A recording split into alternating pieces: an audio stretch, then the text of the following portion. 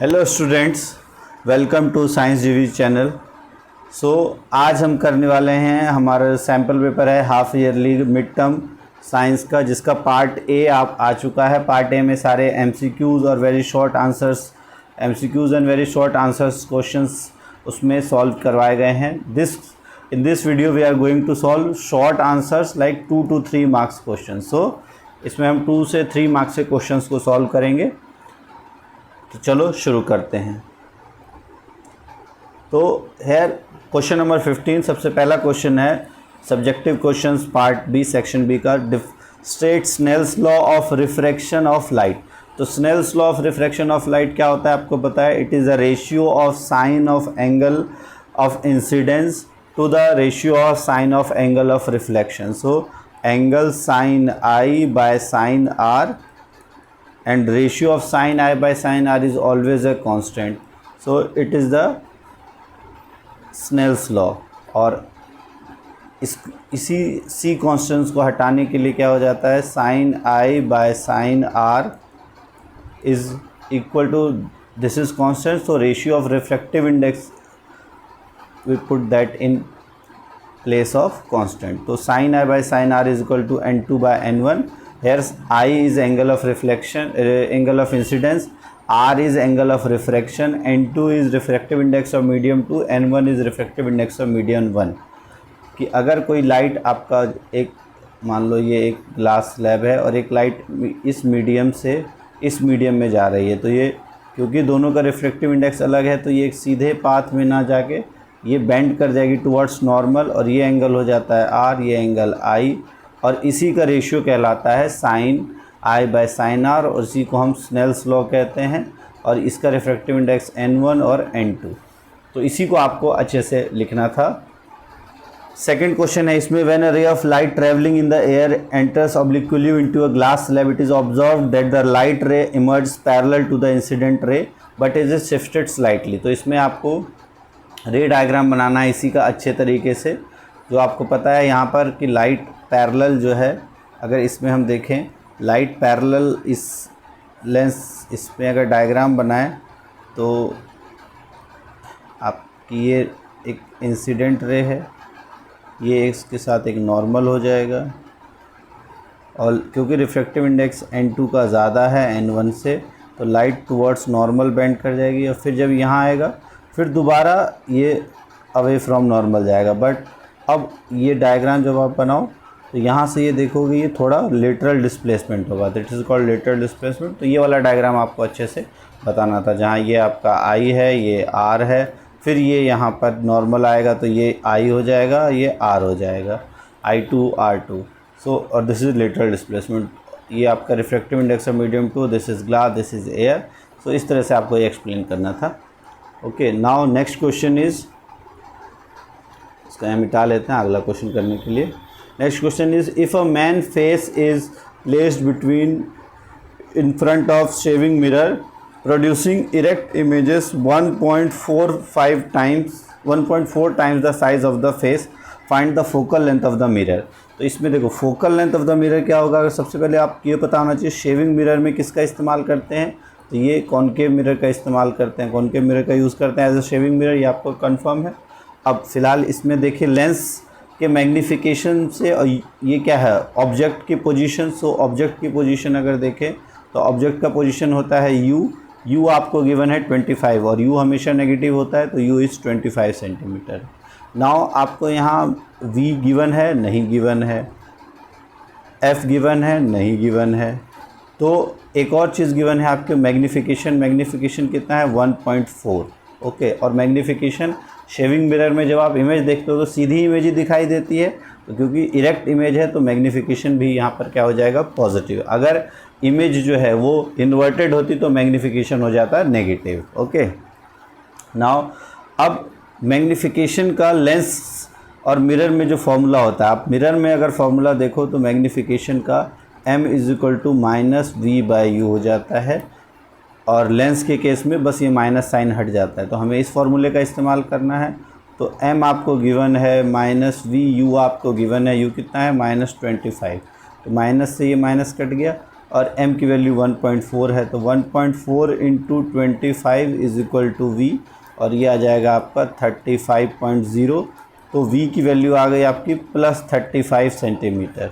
अब यहाँ देखो आपको फार्मूला, अगर मिरर फार्मूला पता है, according to mirror formula 1/f is equal to 1/v plus 1/u। तो इस केस में आपका v और u दोनों की वैल्यू आपको पता चल चुकी है। This is 35 and this is -25। सो 35 और 25 का एलसीएम जब आप निकालते हो तो क्या आएगा इसका एलसीएम? तो इसका एलसीएम आ जाएगा 350। तो जब आप 350 को करोगे तो ये हो जाएगा 10 टाइम्स और ये हो जाएगा 14 टाइम्स। तो -4/350, और इसको अगर आप वो करोगे तो 2 टाइम्स में जाएगा ये -2, और 350 को जब आप करोगे तो ये हो जाएगा 175। तो -2/175। तो इसका जो फोकल लेंथ है वो कितना हो जाएगा? 175/2 सेंटीमीटर। तो 175/2 माइनस का सेंटीमीटर, और इसको जब आप करोगे तो कितना हो जाएगा? 8 2 जा 16, 15, 8 7 जा, तो 87.5 सेंटीमीटर नेगेटिव। क्लियर? तो ये आपका इसका फोकल लेंथ हो जाएगा। इसमें थोड़ा सा टेक्निकल फॉर्मूलेज आपको ध्यान होने चाहिए, तो आप इजीली कर लोगे। नेक्स्ट है, why do stars twinkle but planet do not.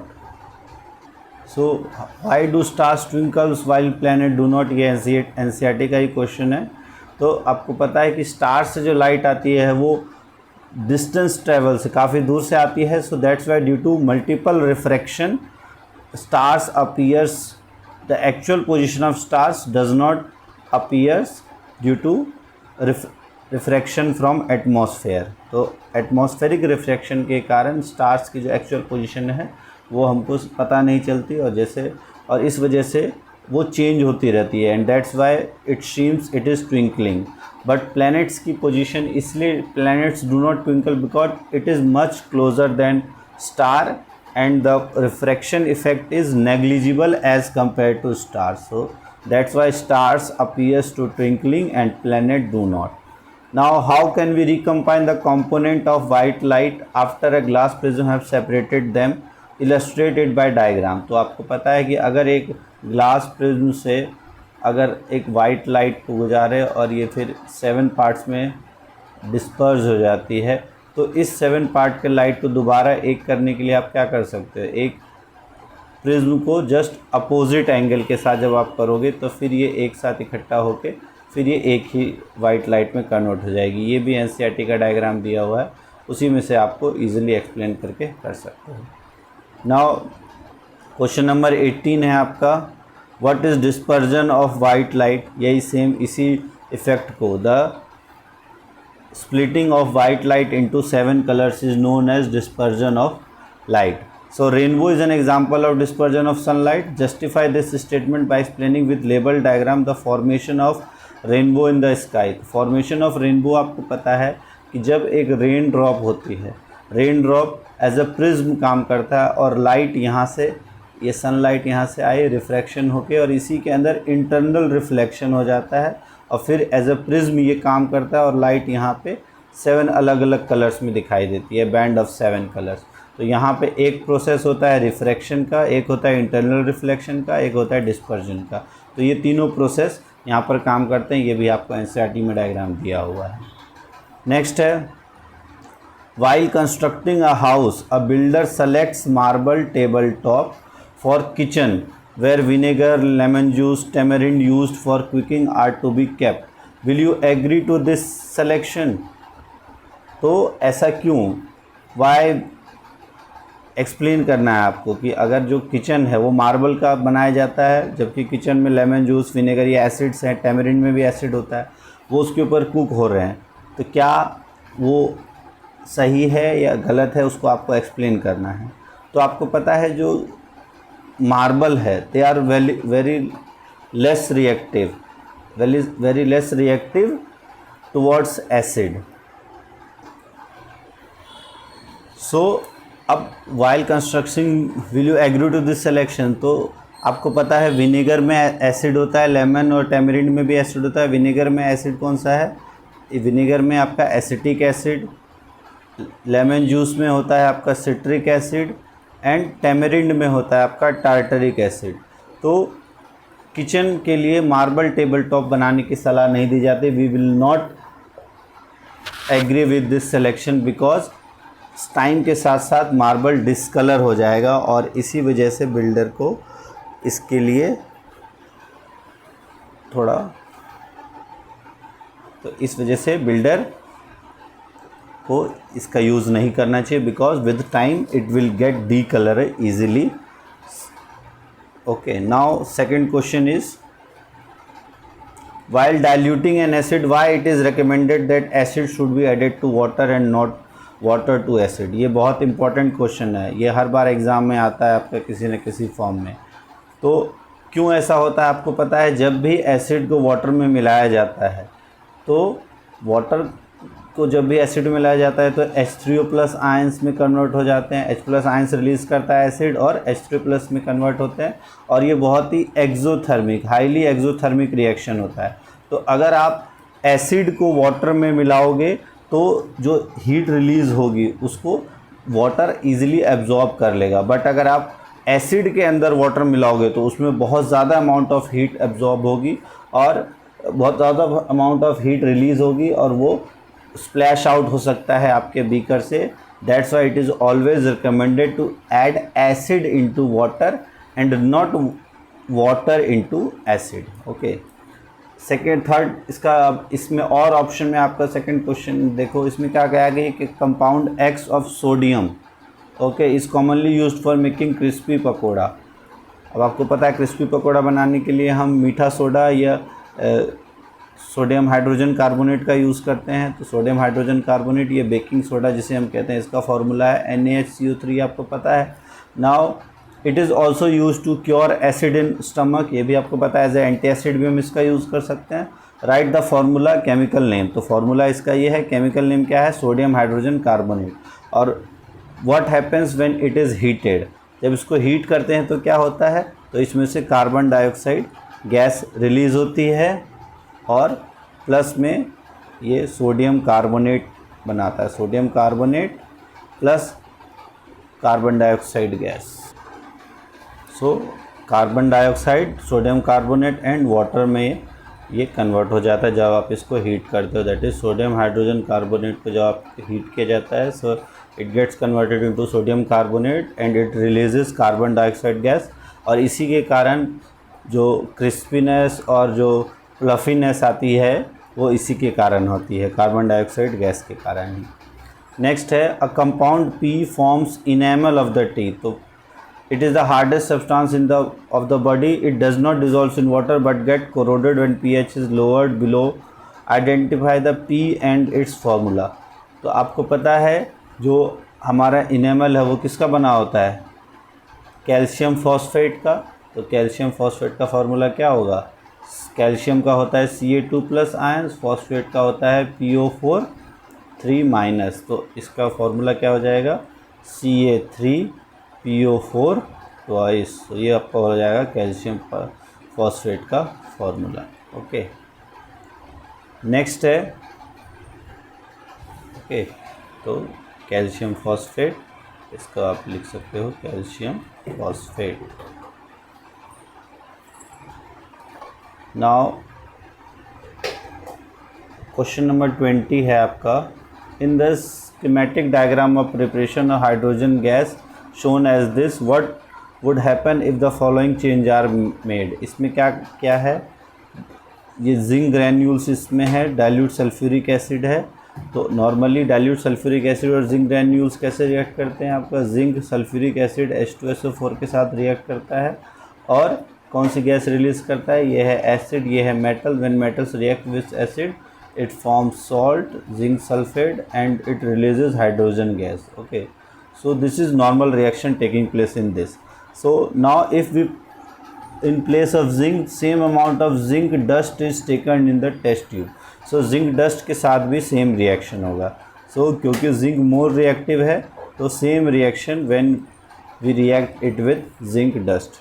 now in place of dilute sulphuric acid, dilute hydrochloric acid treat करेंगे तो भी सेम रिएक्शन होगा, HCl के साथ भी ट्रीट करेंगे तो ये भी स्ट्रॉन्ग एसिड है, तब भी zinc chloride ZnCl2 plus hydrogen gas बन जाएगा। ओके, और ये भी हाइड्रोजन गैस निकलेगी, एक्सोथर्मिक रिएक्शन होगा। थर्ड है sodium hydroxide is taken in place of dilute sulphuric acid and the flask is heated. तो जिंक इकलौता मेटल है, कुछ मेटल्स ही हैं जो एसिड और बेस दोनों के साथ रिएक्शन करते हैं, तो जिंक ऐसा मेटल है जो सोडियम हाइड्रोक्साइड के साथ भी हीट करने पे गर्म करता है और ये क्या बनाता है, सोडियम जिंकेट। क्या बनाता है, सोडियम जिंकेट। तो Na,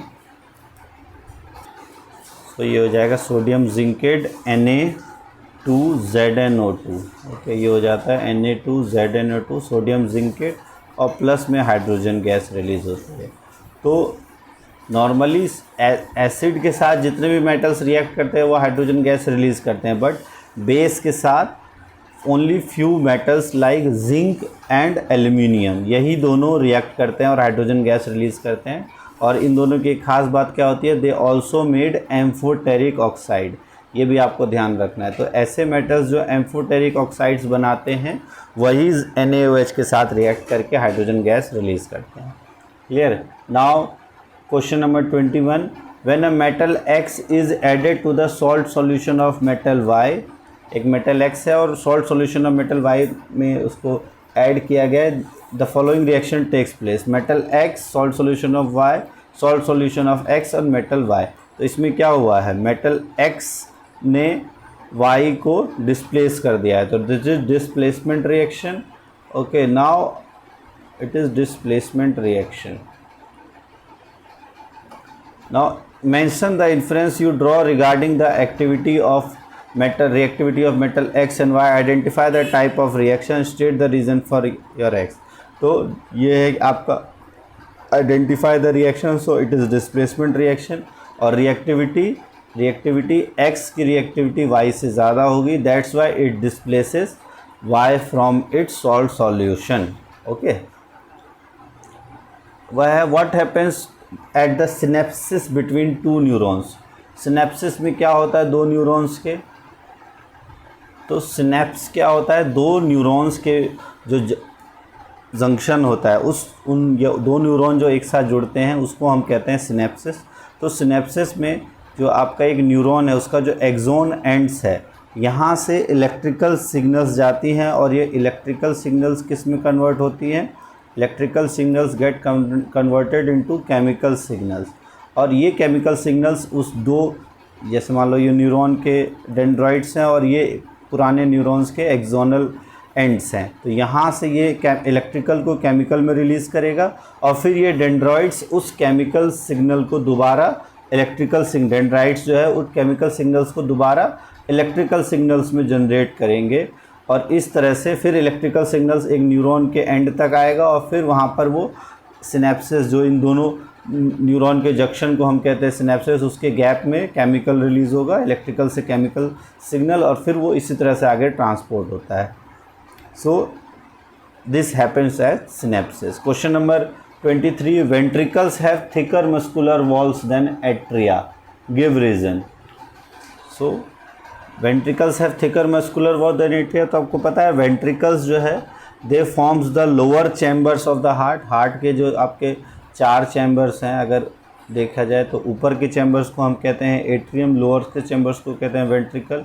ये आपका लेफ़्ट एट्रियम, यहाँ राइट एट्रियम, इस तरफ भी राइट वेंट्रिकल और लेफ़्ट वेंट्रिकल। तो जो वेंट्रिकल के वॉल्स हैं वो थिकर होते हैं एज़ कम्पेयर टू जो एट्रियम के वॉल है। तो जब आपको पता है हार्ट ब्लड में एंटर करता है तो एट्रियम से वेंट्रिकल और फिर वेंट्रिकल से आउट ऑफ द हार्ट जाता है थ्रू एओर्टिक बॉल। तो क्योंकि इसको आगे पुश करना है out of the heart, that's why इसमें प्रेशर ज़्यादा ज़रूरत होती है और इसीलिए इसके वॉल थिकर होते हैं और इसीलिए प्रेशर भी इसका हायर होता है। To ensure the high blood pressure and to ensure the flow of blood out from the heart, ventricles have thicker muscular wall than atrium or atria. Clear? Now second is veins have walls whereas arteries do not have. तो अब आपको पता है veins में valves होती हैं but arteries में valves नहीं होती, इसका क्या कारण है? सो आर्टरीज में सिर्फ आपको पता है ऑक्सीजनेटेड ब्लड फ्लो करती है और वेन्स में डीऑक्सीजनेटेड ब्लड। अब आर्टरीज में इसलिए नहीं होती क्योंकि उनमें ब्लड फ्लो बैक नहीं होता, but valves veins have valve because it has to ensure that blood do not back flow in veins, दोबारा वेन्स में बैक फ्लो ना हो जाए ब्लड का, that's why veins have valve and arteries do not. Okay, and double circulation in human beings आपको explain करना है, इसको अच्छे से समझाया गया है, इसमें बस वही आपको बताना है। जैसे अगर एक हार्ट का फंक्शन, और अगर आपने हार्ट की वीडियो नहीं देखी है, बहुत अच्छे से एक्सप्लेन किया गया हार्ट का वीडियो, आप डिस्क्रिप्शन बॉक्स में हार्ट से रिलेटेड वीडियो, उसमें आपको ये पूरा अच्छे से समझ में जाएगा। ये तीनों क्वेश्चंस के बहुत अच्छे से एक्सप्लेन किया गया है, उसको आप आसानी से समझ सकते हो। फिलहाल शॉर्ट में अगर आप इसको समझना चाहो, देखो आपके यहाँ होता है लेफ्ट एट्रियम, ये right atrium, sorry left ventricle, यहाँ पर राइट एट्रियम और राइट वेंट्रिकल। ओके, तो सबसे पहले ब्लड जो है into the heart left atrium से लेफ्ट वेंट्रिकल जाती है और फिर एओर्टा के थ्रू अलग अलग बॉडी पार्ट तक पहुंचती है और फिर वहाँ पे जो कैपिलरीज एक्शन है वहाँ से वेंस के थ्रू कलेक्ट होता है, वेंस के थ्रू एट्रियम, राइट एट्रियम के थ्रू आता है राइट वेंट्रिकल में और फिर यहाँ से लंग्स की तरफ पुश हो जाता है bye pulmonary vein.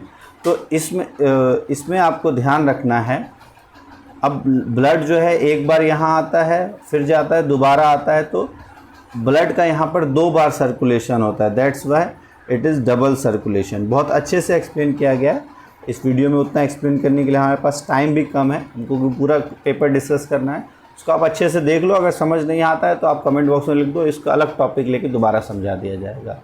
Now question number 24, write the name of the juice secreted by part R. इसमें डिफरेंट पार्ट्स है, कौन कौन से जूस सिक्रेट होते हैं। अब पार्ट पी है, यहाँ पे आपको पता है माउथ के अंदर जो ग्लैंड होता है उससे कौन सा जूस सिक्रेट होता है, तो सलाइवा के अंदर कौन सा एंजाइम सिक्रेट होता है, तो सलाइवरी अमाइलेज। ओके, तो यहाँ अमाइलेज होता है, अमाइलेज एंजाइम, और ये सिक्रेट होता है इसके द्वारा। पार्ट क्यू आपका है स्टमक, इसमें आपका गैस्ट्रिक जूस सिक्रेट होता है। आपको आर बताना है, सो आर इज़ किडनी, किडनी से क्या सिक्रेट होता है, तो ये है आपका लिवर, किडनी नहीं है लिवर है, और लिवर क्या सिक्रेट करता है, लिवर सिक्रेट करता है बाइल जूस। ओके, लिवर क्या सिक्रेट करता है, बाइल जूस। तो इसमें आपको पता है ऑप्शन नंबर आर से पूछा है, आर क्या सिक्रेट करता है, तो bile juice. Okay, now explain right complete equation of photosynthesis. Photosynthesis में आपको क्या होता है, carbon dioxide plus water in presence of sunlight and chlorophyll. Okay, sunlight and chlorophyll क्या बनाता है, ये आपका carbohydrate C6H12O6 plus oxygen gas release करता है। और पूरा इक्वेशन अगर आप लिखो तो यहाँ आप 12H2O कर दोगे और यहाँ पर फिर दोबारा 6H2O भी रिलीज़ होता है, ये आपका 6CO2 हो गया। तो इस तरह से ये पूरी तरह से इक्वेशन बैलेंस्ड आउट हो जाती है। अब है write the explain the significance of peristaltic movement that occurs all along the gut during digestion. आपको पता है जब यहाँ पर फूड आता है that is through peristaltic movement, और उसका फ़ायदा क्या होता है कि पेरिस्टल्टिक मूवमेंट में क्या है, जैसे ऐसे आया तो ऐसे फिर खुल जाएगा और इसमें फूड एंटर किया और जैसे ही आगे गया ये उसको बंद हो जाता है, फिर ये आगे की तरफ फूड जाता है। तो इस तरह से पेरिस्टल्टिक मूवमेंट से बैक फ्लो ऑफ जो फूड है वो बच जाता है। और अगर आप एंड इसमें आपको मेनली, लेकिन अगर आप ध्यान से देखो तो इसमें आपको पूछा है गट के में, तो यहाँ लार्ज इंटेस्टाइन और स्मॉल इंटेस्टाइन में भी फूड की जो मूवमेंट होती है वो भी आपका पेरिस्टल्टिक मूवमेंट में ही होता है। तो जब यहाँ स्मॉल इंटेस्टाइन में पेरिस्टल्टिक मूवमेंट होता है तो इसका फ़ायदा क्या है, क्या सिग्निफिकेंस है, तो जब बैक एंड फोर्थ मूवमेंट होती है तो वॉल्स ऑफ स्मॉल इंटेस्टाइन से जो ब्लड स्ट्रीम जा रही है वहाँ से एब्जॉर्ब हो जाते हैं न्यूट्रिएंट्स जो फूड है, जैसे इसके अंदर पेरिस्टल्टिक मूवमेंट होती है तो फूड से जो न्यूट्रिएंट्स है उस वॉल में एब्जॉर्ब हो जाते हैं, और जब लार्ज इंटेस्टाइन में ये मूवमेंट होता है तब जो अनडाइजेस्टेड फूड है, वाटर जो अनडाइजेस्टेड फूड है उसमें से वाटर को एब्जॉर्ब करवाने का काम लार्ज इंटेस्टाइन में हो जाता है, और फिर बाकी बचा हुआ वेस्ट जो है वो रेक्टम के थ्रू एनएस से बाहर आ जाता है। तो स्मॉल इंटेस्टाइन में पेरिस्टल्टिक मूवमेंट से न्यूट्रिएंट्स का एब्जॉर्प्शन और लार्ज इंटेस्टाइन में वाटर का एब्जॉर्प्शन फ्रॉम अनडाइजेस्टेड फूड। सो ये दो पेरिस्टल्टिक मूवमेंट का सिग्निफिकेंस है हमारे गट में। और एसोफेगस में क्या है कि वो वापस फूड को नहीं जाने देता। सो ये था आपका सेक्शन बी। सेक्शन बी में इतने क्वेश्चन थे जो 3 मार्क्स के थे। अब सेक्शन सी की हम नेक्स्ट पार्ट आपका सेक्शन सी या सेक्शन थर्ड, अगर सेक्शन सी के क्वेश्चंस देखो आप तो ये 5 मार्क्स के क्वेश्चंस हैं, और सेक्शन सी में आपके टोटल 5 क्वेश्चंस हैं। ठीक है, ये 25 मार्क्स के 5 क्वेश्चंस हैं, और इसको भी आप इजीली कर सकते हो। नेक्स्ट पार्ट में हम आसानी से कर लेंगे, ताकि किस तरह से सॉल्व करना है वो भी देख लें। ठीक है, तो टोटल 5 क्वेश्चंस है, आप क्वेश्चंस देख लो, इसको आसानी से कर लेते हैं। और इस पार्ट को आप देखो, आंसर करो और आंसर्स चेक करो कि आपको किस तरीके से आंसर करना है। अगर कोई डाउट है तो कमेंट बॉक्स में लिखो, वीडियो अच्छी लगे तो लाइक करो, अगर कोई सजेशन है तो कमेंट करो। एंड फर्स्ट और सेकंड पार्ट अगर आपने देख लिया है तो थर्ड पार्ट के क्वेश्चंस ट्राई करो, और फिर हम कल इसको एक्सप्लेन करेंगे। And thanks for watching science जीवी, और अपने दोस्तों तक भी शेयर कर दो, और तैयारी करते रहे एग्ज़ाम की। All the best.